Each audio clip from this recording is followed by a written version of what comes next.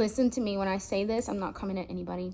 I am just sitting here with the Lord, and I truly believe that, like, one thing that he's showing me is as he's dealing with all of our hearts, he's truly like just pinpointing how he's dealing with or trying to deal with the hearts of leaders.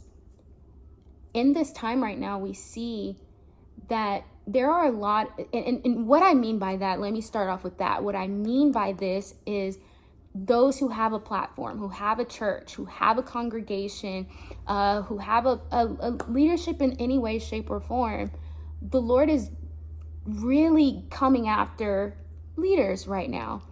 Those who have been irresponsible, those who have been mistreating people, rejecting people, offending people, yet preaching against the spirit of offense within the people, but doing the offending. They're the ones that are causing the offenses.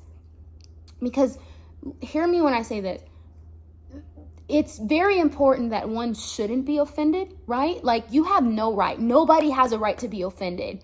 But you don't have a right to cause someone to be offended due to your character. So it's one thing to stumble, and this is what offense is. It's stumbling. So it's one thing to stumble over the gospel or to offend because of the gospel, but it's another thing to offend due to your character, due to you having a mentality of I'm up here and you're down here. Jesus makes it very adamant, or he makes it known that we are to be careful.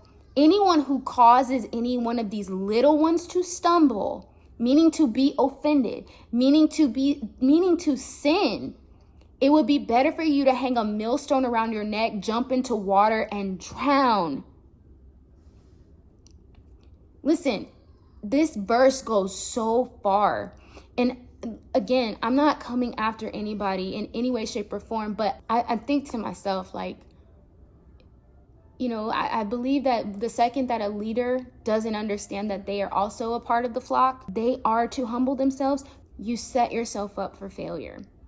But I just wanted to say this because I do believe that this is something that I'm noticing, and I don't reckon myself as perfect. I don't reckon myself as knowing it all. I don't, but it is something that I believe that the Lord is pointing out, because we are getting ready to see a mass revival, but what truly will sustain this revival is the love of God and the love that we have for one another. This is what the Bible says. They will know that you are my disciples based off of how you love one another.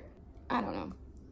Maybe I'm going further than what I'm supposed to, but I just wanted to just make that known. I do believe that this is what the Lord is also showing as he's dealing with our hearts and wanting us to not boast and to humble ourselves as his children, as friends, as servants. So it is so for the leaders. The same message that one preaches, it applies to you as well. And I think we have a lot of people that aren't applying that.